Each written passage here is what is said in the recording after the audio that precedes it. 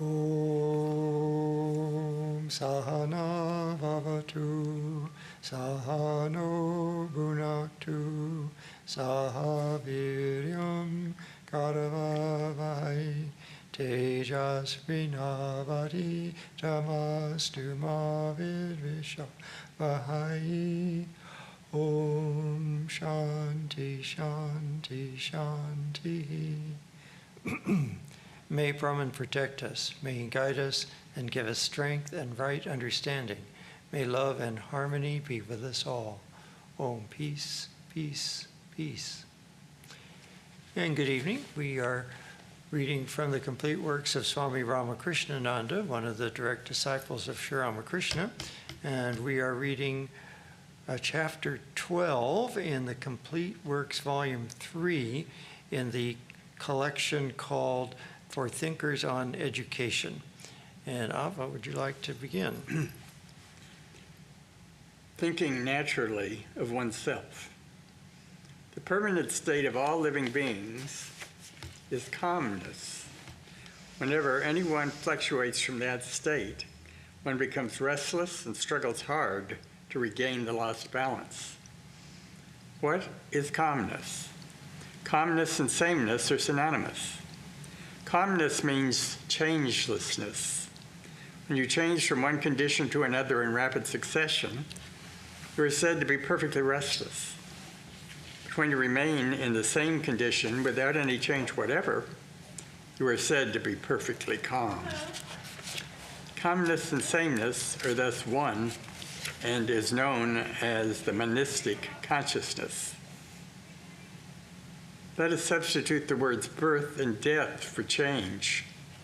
For change means death of one condition and birth of another. We find that the state of restlessness is one of birth and death in absolute rest. Calmness or peace is birthless, deathless, and eternal. Hence our natural state is eternal, and that is why we hate death so much.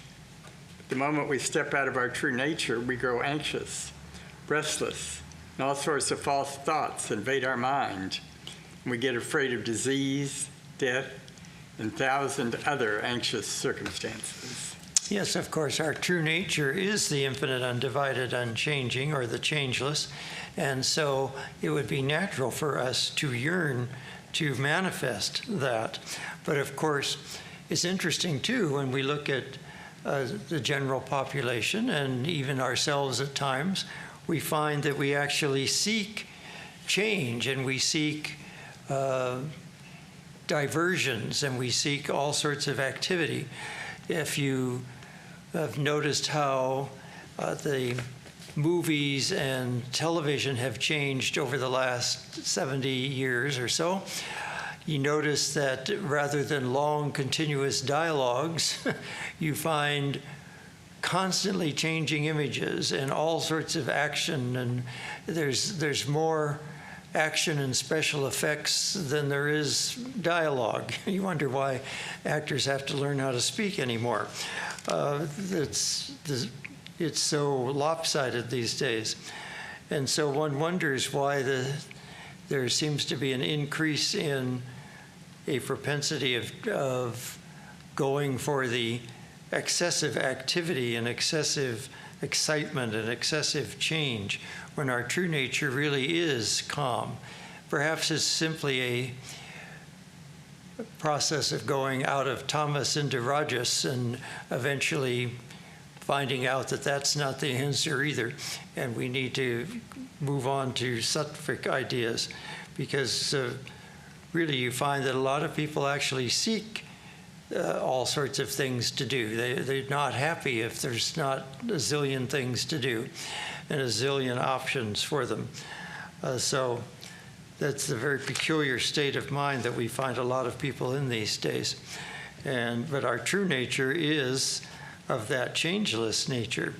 But it's not changeless in boredom, it's changeless in the infinite and the undividedness, in the oneness of the whole universe, existing in absolute bliss.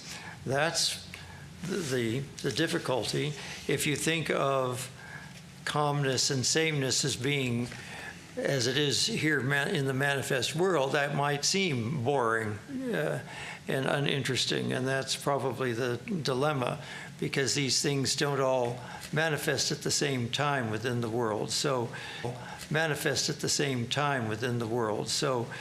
you might think that calmness and sameness are going against your search for freedom and for oneness and that type of thing.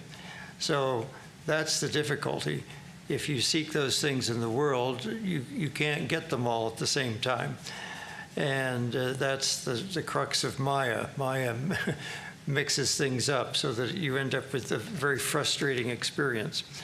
All right, let's continue.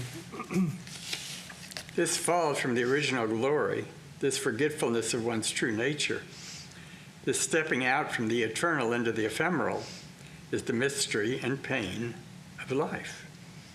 How is it, you ask, that you have forgotten your blissful, all-knowing, all-powerful, eternal, infinite nature, and identified yourself with a finite and changeful being, subject to birth and death, fears, and anxieties?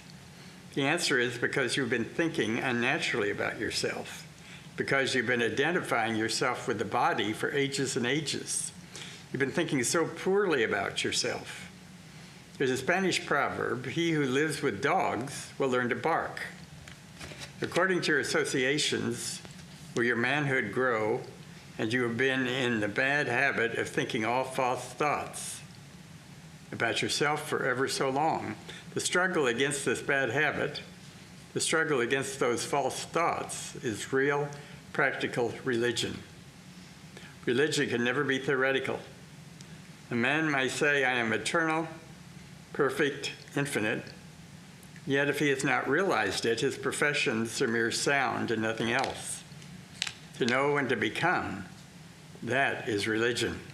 Yes, and of course, in the biblical story of Genesis with Adam and Eve, you get a story version of this forgetfulness, where Adam and Eve, the old story, of course, Eve is tempted to eat the apple and then gives it to Adam, and then they find that they're no longer in paradise. Well, that's really a metaphorical story for falling out of the consciousness of the oneness, blissful, changeless reality into a level of duality.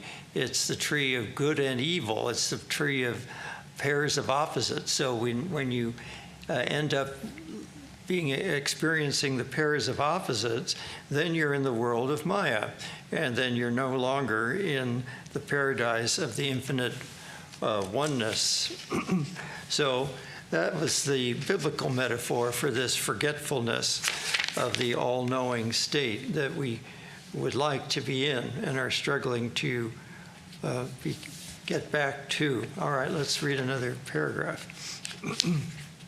Practical religion is that which enables you to wage an incessant war against your unnatural way of thinking.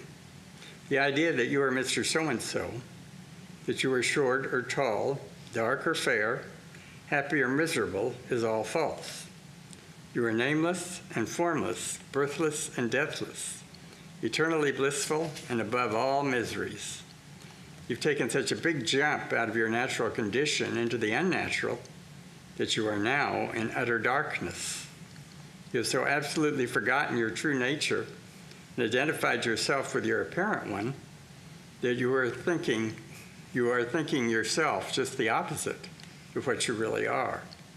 The only way out of this muddle is renunciation of your false nature, giving up all of these false ideas. Tell yourself, the landed property does not belong to me. This wife and these children are not mine. The body even is not mine. I'm beyond body and mind, beyond time and space, beyond birth and death. I'm all perfect, all full, all good. No anxiety can ever come to me. No misery can ever come to me. No disease or death can ever touch me. I am there where no fear has access, where no pain has access, where no anxiety can ever enter. I'm infinitely happy, infinitely secure, infinitely perfect. How glorious I am. No name can be given to me. I'm not man, nor God, nor a Brahmin, neither rich nor poor. Nothing can qualify me. I'm without limitation or quality. When I am, nothing else exists. Beside myself, nothing else can be. I'm the past, the present, and the future. I'm one, and I have become many. And all things that exist are only myself in so many forms. Yeah, so that gives you many good ideas for meditation. You can think of all of these ideas that he's thrown out here. They somewhat reflect the 6 stanzas on nirvana as well. But all of these things are things which one could incorporate in a meditation. That I'm not the body, all the things that are in my life, like the home and the family and so forth. These are just temporary things that you're assigned to take care of or be with for the time being, but they're not yours. You're beyond the body, you're beyond time and space. And all of these things are in time and space. And so you can have these ideas that you're beyond space, beyond time, you're ever perfect, you're ever pure. So you're ever glorious. So I am not man, nor God, nor Brahmin, neither rich nor poor. Nothing can qualify me. So beyond all qualifications. So those are all wonderful thoughts to incorporate into meditation. All right, let's go on. This is what is called realization, emancipation, onlyness. You shall have to realize it, and insofar as you realize it in this life, you truly exist.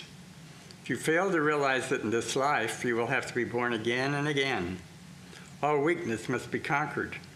Truth is never realized by the weak. Throw away all these false notions that you are tall or short, fair or dark, man or woman.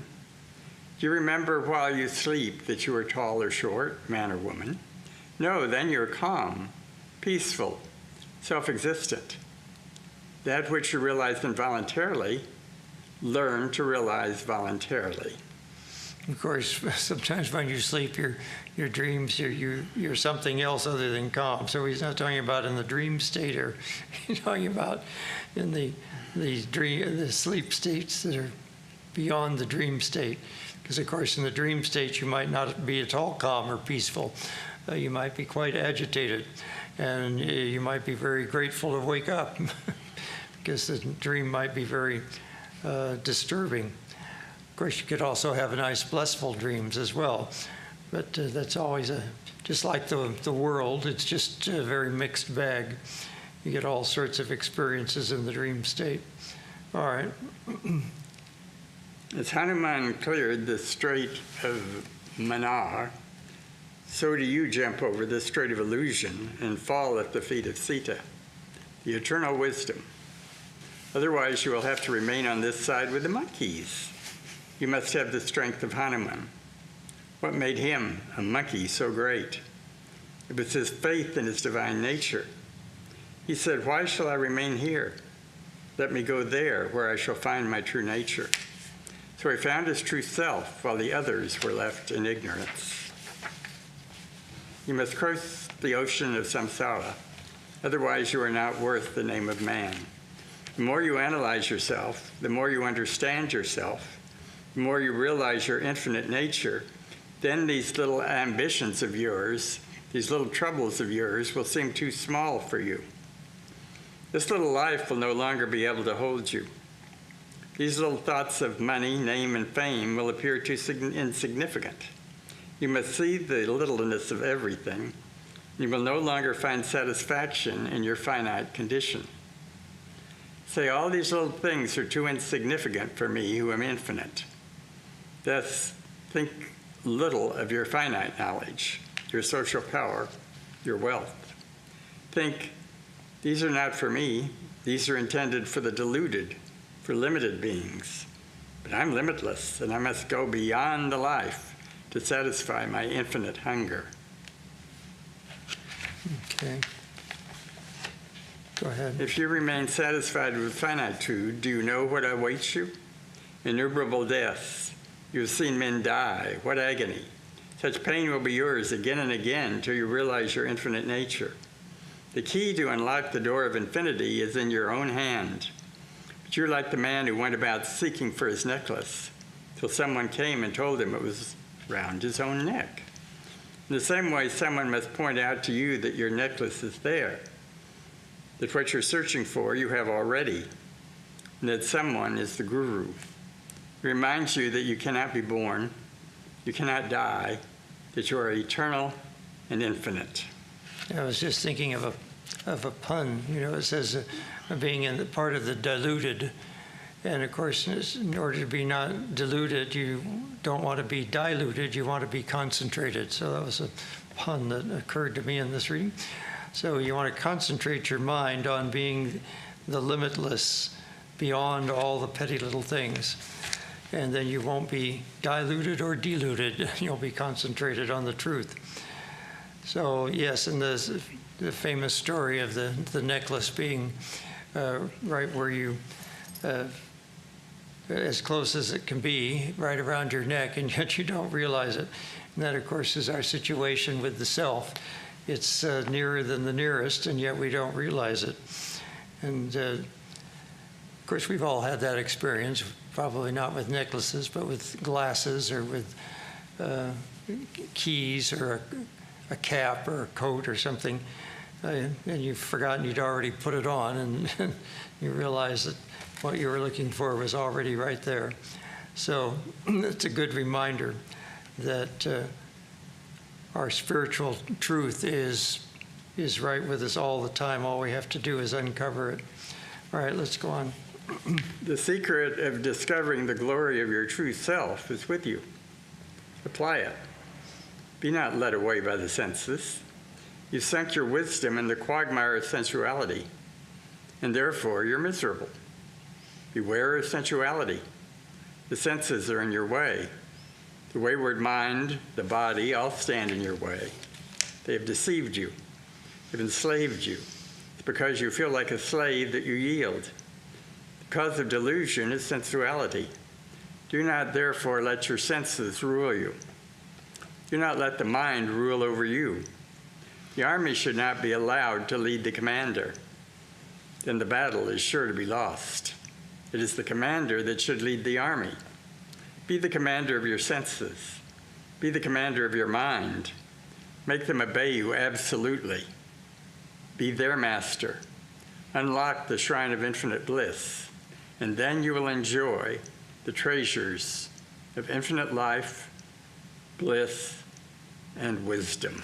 Yes, this topic comes up over and over about the sense objects and sensuality and the temptations of the world and so forth.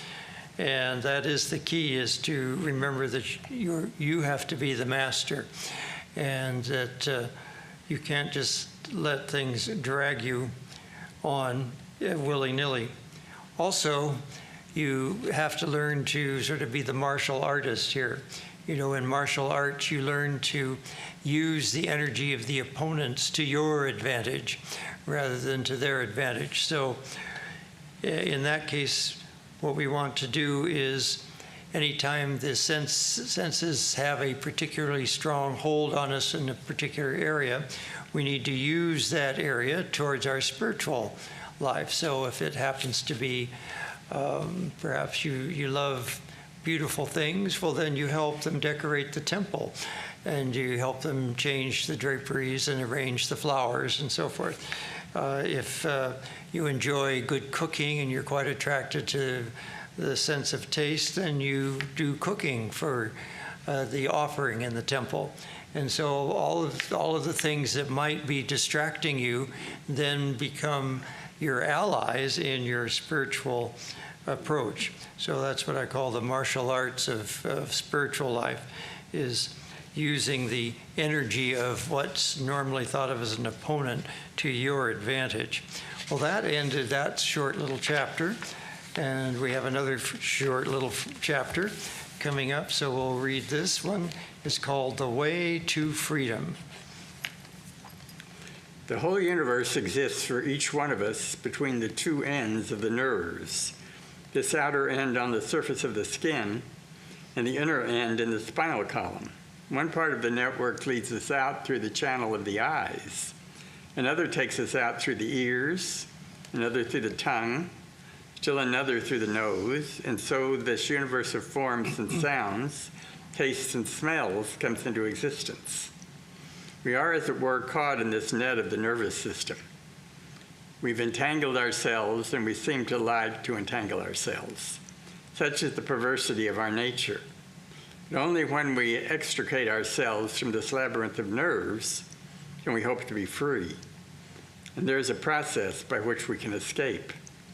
This process is called yoga, and we can get out by Raja Yoga, or jnana, or karma, or bhakti. When we have got out and are free, then we shall see that this universe is all God's play. So long as we are caught in the net of the nerves, life seems to be a serious thing, and it is serious. That we were strong and now we are weak, that we were rich and now we are poor.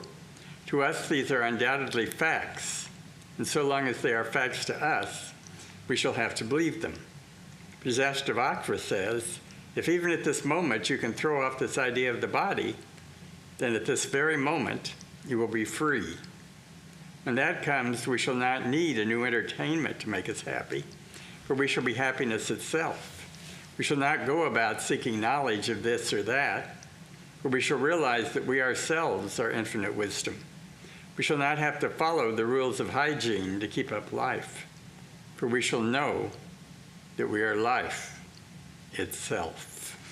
Yes, you know, when you read the stories of creation, whether it be the Vedas or from some other tradition, you get this idea that the universe has been created for the ultimate reality to know itself in some ordinary sense of the word of knowing, not the ultimate sense of knowing. It already knew itself in the ultimate sense, but for some reason, through the power of Maya, it projects a universe so that it can experience a knowingness on this ordinary level of Maya. Once Maya is created, you get subject and object in the process of knowing. There's no process of knowing if everything is the one. But if you want to have a process of knowing, you have to have a subject and object. And of course, in order to have a subject that perceives an object, then you have to have sense organs. And so then the sense organs come in, and the sense organs give us a picture of what's out there, supposedly in reality. But of course, it's all a Maya, it's a show. So just like you might create a virtual reality, perhaps you can manipulate software and choose all sorts of things for your own virtual reality and create that. This world of Maya has been created out of the infinite Brahman for entertainment. But you have to get tired of that entertainment after a while and go back to the ultimate reality, to be free. It's like you're trapped in this entertainment. You're trapped in the illusion now. Of course, there are lots of movies that go along with this kind of scenario that your consciousness is being projected out into a matrix or something. I haven't watched all those things very carefully, so I can't comment on them too much. But that's the general impression I get, is that they tend to take on some of these more mystical ideas into a movie form in order to illustrate how we're trapped into this illusion. Of course, The Truman Story was a very old movie, which you older folks might remember.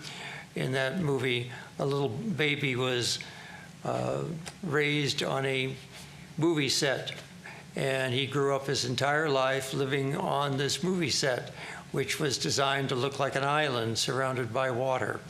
And all the actors were sworn to be secretive about the true nature of his life. And he was never to know that there was an outside world out there and so forth. But of course, there came some cracks in the fabric of the magic show that they were putting on. Things like one of the lights that was hanging from the very, very distant ceiling that you wouldn't be able to see, but it came loose and fell down and crashed in the street. This is one of his clues that this is something peculiar about this universe. It doesn't usually rain light fixtures. And so eventually he got the knowledge that he was trapped in a show, and one of his, he befriended somebody who spilled the beans to him too. So this is our situation. We're in a fabricated world here, and we need to break out of it to find our true freedom. So that's another very short little section, so we can go on to the next one. This is part 4, the path across the maze. Very frequently life is compared to a maze, and we have to make all sorts of turns and judgments and try decisions going through this maze. And sometimes it just feels like we're just bumping into the walls all the time, and we don't even remember which way we've gone, and we keep going the same stupid direction all the time. So we have to be very conscious if we really want to get out of the maze as to how to get out of it. Sometimes it feels like a maze of mirrors, and you think you're going one place and you don't end up there at all. You end up in a dead end. All right, well, let's see what he says about this. The common basis of all religions. Well, it looks like he's going to go on a slightly different path here. Different part of the maze. All right, common basis of all religions. This talk was given to some Mohammedan students who took refuge in the monastery during a storm, hence the reference to the Semitic idea of a Satan. The young men were so much interested in what the Swami had to say, they returned every evening for a week to have him expound to them the tenets of their own religion. The ideal of all religions is God, God alone. As different rivers taking their birth in different places, all flow towards the one ocean. So every religion leads to God. And whatever religion a man belongs, he has to worship the one God. According to the Semitic belief, whatever is not God is called Satan. The two existences are God and anti-God. What is Satan? If we want to know what Satan is, it is very easy for us, but it's very difficult for us to know what God is. What then is Satan? That which makes me forget my God. And what is that? The ego. The ego makes me forget the Lord and believe that all these things belong to me. So what in Judaism, Christianity, and Mohammedanism they shall call Satan, in Vedanta we call ego or selfishness. All ideas of I, me, and mind are satanic because they're based on ignorance and put the ego in the place of the Lord of the whole universe. Therefore, some philosophers declare that ignorance is Satan and wisdom is God, for it always ignorance which leads a man to doubt the existence of God. The fool has said in his heart, there is no God. Yes, I remember John Dobson's favorite quote from the gospel was that if at once you realize you're not the doer, then you will be free in this very life. And that was also referring to this sense of ego. The ego thinks that we're the doer. And so if you can break through that sense of ego, being the doer, then you can be free in this very life. So remember that you're just like a puppet, and it's the divine working through you that's really the energy that's creating the whole thing. He used to talk about it in scientific terms, of course. And he said, you're not the doer. You think you're the doer, but you're running on food, and food is just canned sunlight, and the energy of the sun comes from the hydrogen fusing together to helium. And so we're all running around on canned sunlight, and we're not at all the doer. And of course, the sun and the light are frequently referred to as the essence of Brahman. Spiritual experiences is talked about in terms of light. The sun has been revered as a deity in virtually every tradition from millennia on back. And so this idea that this sun and the light source coming from the sun is a deity is certainly understandable, and it's that deity, you could say, that's running everything in a very physical sense of the word. Okay. It is only out of vanity that men deny the existence of God. Such people make much of the ego and think that the human mind can unravel the mysteries of the universe.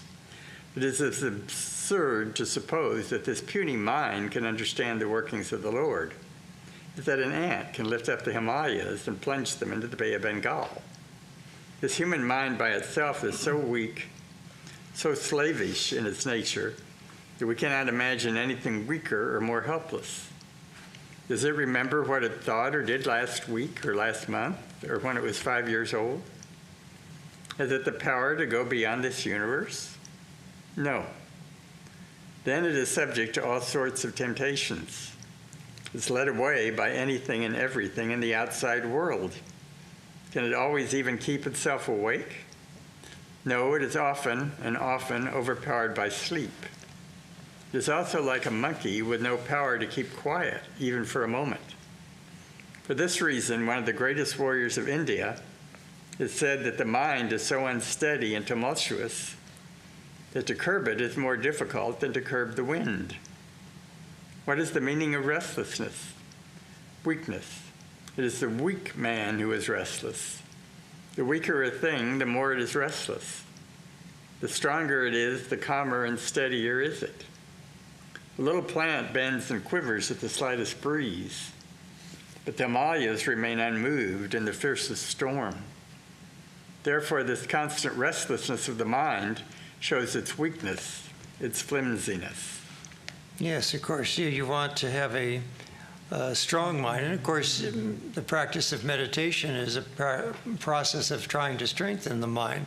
The mind can be a lot stronger than we're used to it being simply by exercising it. Just if you want to have a stronger body, you exercise the body. If you want a stronger mind, you exercise the power of concentration of the mind. And then that way you build that concentration and that power so that it's not something that's so weak and so easily distracted. And of course, the previous chapters, they've mentioned the sense organs dragging us out and having to control that. And every time you do that, you're strengthening your mind. So the more you create these spiritual habits, the stronger your mind gets. All right, let's go on. How precarious this is, the life of this body. I'm talking here at this moment, and suddenly I may stop. My body will become stiff, and people will say I'm dead. Having such a body to call my own, having such a mind to call my own, how can I be vain and proud? That man must be absolutely in the hands of Satan, who makes much of this body and mind, or who thinks this body and mind to be his own property. Neither the mind belongs to me, nor the body. To whom, then, do they belong? They must belong to him from whom they come. I'm evidently not my own master. If I were, I could stay here as long as I chose. But the moment God calls, I must go away and leave parents, relatives, property, all that I care for. So nothing is mine. Nothing belongs to me. All is thine, O Lord. This is true wisdom. All is mine is satanic. All is thine is of God. And this every religion teaches. You know, it occurred to me, referring to some of the earlier section here, that many of our fairy tales deal with this idea of some sort of temptation as being the cause of the trouble.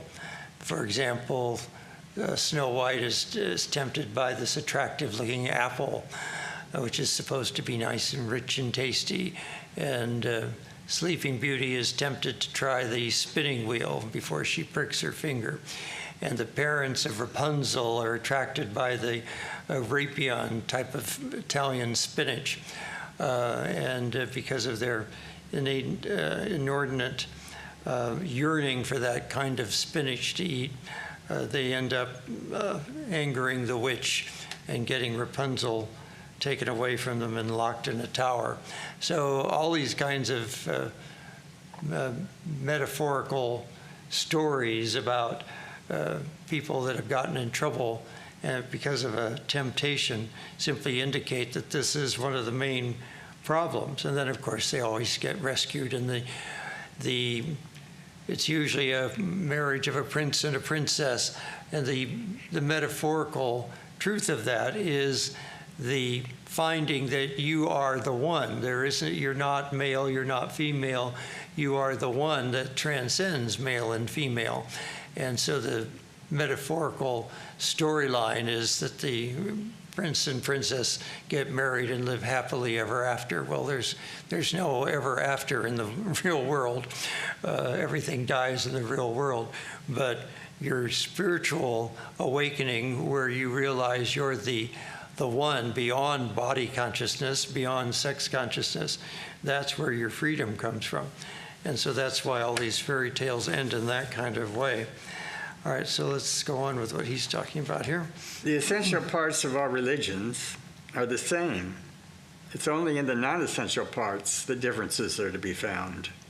Therefore, we need not find fault with other religions on account of their differences in external manners.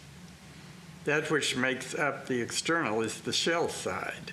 It's always rough and hard and difficult to break. It is one advantage: it preserves the kernel. Religion may be defined as giving God his due. God alone is the proprietor of the universe. He alone is the proprietor of me, the proprietor of you. Recognizing this and giving up all to him is religion. Wishing to keep all for oneself is irreligion. Throw away the idea of me and mine. Give up all to God. This is the essential of every religion. This is what Mohammedanism teaches, what Christianity teaches, what Vedanta teaches, and what every religion teaches. Human nature is all the same, only dresses differ. What is in the dress? You may wear a coat and trousers. I may wear this one simple cloth. But underneath, the nature is all the same. Naked I come from my mother's womb, and naked I shall go away again. But behind all dress, all ceremonies, and religious rites, is this one idea: to realize God. Christian, Mohammedan, Hindu, all are striving for this jnana marga, bhakti marga, karma yoga, raja yoga, the paths of wisdom, devotion, work, and self-control all lead to this.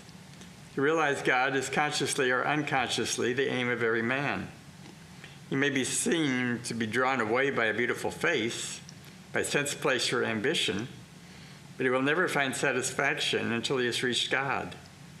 This, too, is the common basis of all true ethics. For all that takes men to God is morality, and all that takes man away from God is immorality. Yeah, I often say that the bottom line of all religions is that they all have mechanisms for us to remember God. So all the spiritual practices are designed for us to keep God in mind. But you could also do as he's saying here, that they're all designed to lessen our ego sense and increase our comprehension of a oneness of all beings, and to realize that we are not the doer, but that it's God doing things through us. And that really is the basis of all religions, especially when you look at the mystics talking. If you look at the writings of the mystics in all these different traditions, you get a much clearer idea of the true core of what the religion is trying to teach. Okay, so he's going to go on now. Oh, yeah, he talks about morality here, doesn't he? Yes, and of course we had a couple of chapters earlier on here about morality.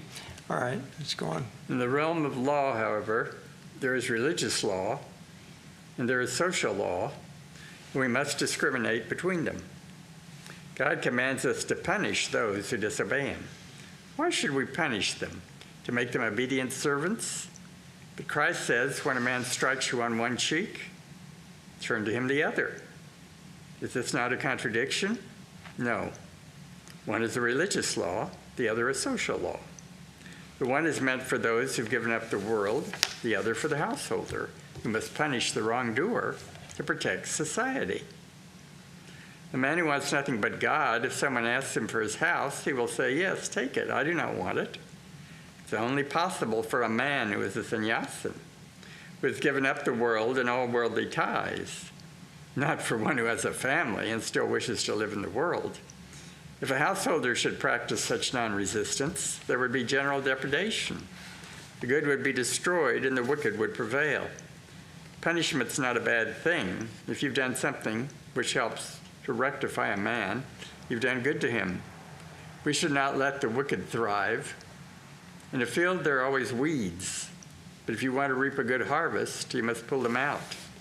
Yet it must be done, and must not be done in a revengeful or malicious spirit based on egotism. Satan always wants to revenge. God sent Satan out of heaven because he was not worthy to remain there. But he was not angry with him. The attitude of God towards Satan is always pity. The attitude of Satan towards God is that of revenge, jealousy, hatred. Those who are always satanic, who are revengeful or destructive. For vengeance is based on egotism, on the seeing of difference, and the seeing of difference is ignorance. The seeing of sameness is knowledge. This is equally true of those who persecute in the name of religion, as of those who fight or kill for worldly gain. Vedanta says that a good Jew, a good Christian, a good Mohammedan, and a good Hindu are all the same, for they are all faithful servants of the Lord. In whatever country they may live, they're equally God's servants. As Sri Krishna teaches in the Gita, whoever seeks me by whatever method, of him do I make the faith firm and unwavering. And again, however do men resort to me, even so do I serve them.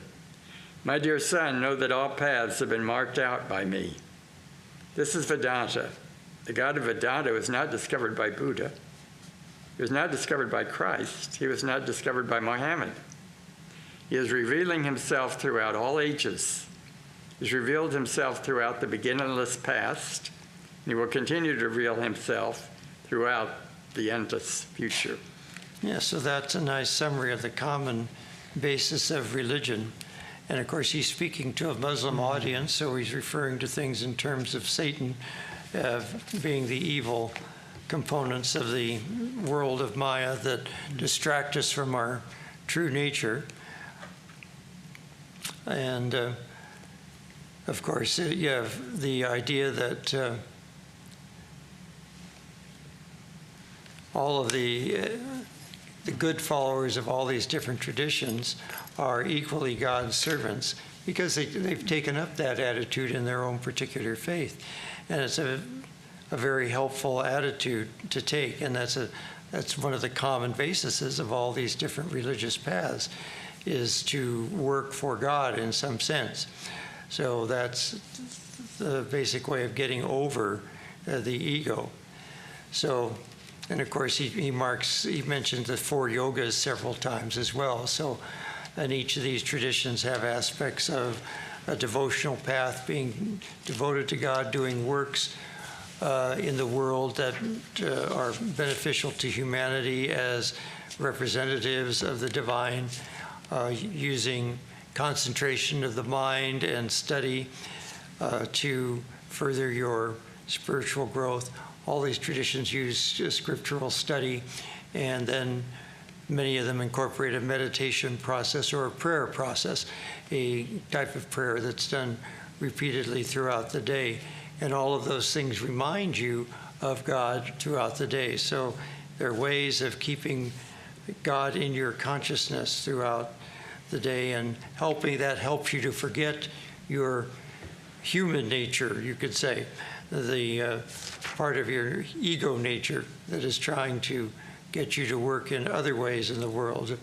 We're trying to get out of this idea that we have to work in this dog-eat-dog world and get everything for ourselves. Then we have to try to get over that idea. All right, well, that ends the readings for tonight, and next. There is one question that came online. Well, I don't know if I can answer it, or we can try. Referring to, look at a previous quote. Question, quote, I'm one and I've become many. All things that exist are only myself in so many forms. Yes. This sounds like Sri Ramakrishna's Vijnana, not Shankara's Jnana. Isn't it Vijnana? Yeah, well, when you realize, yes, that you go through the process of not this, and then you realize it's this. Yeah, you could say that. And so he's sort of summarizing the whole process in one statement. Yeah, but you're realizing that you are one with the infinite, undivided, unchanging, and then realizing that that infinite, undivided, unchanging has become all of this, or apparently has become all of this universe that we're experiencing. As long as we're experiencing it, it has a reality to it, just like your dream has a reality while you're in it. And so while we're in this world of Maya, it has a reality to it. And if you can remember that it's all Brahman, then that's a wonderful state of realization to have. All right, so next week we will begin with the harmony of religions. All right, we'll close with a chant. Om Purnamada Purnamidam Purnat Purnamudachyate Purnasya Purnamadaya Purnameva Vashishyate. Om Shanti Shanti Shanti. Filled with Brahman are the things we see. Filled with Brahman are the things we see not. From out of Brahman floweth all that is. From Brahman all, yet is it still the same. Om, peace, peace, peace.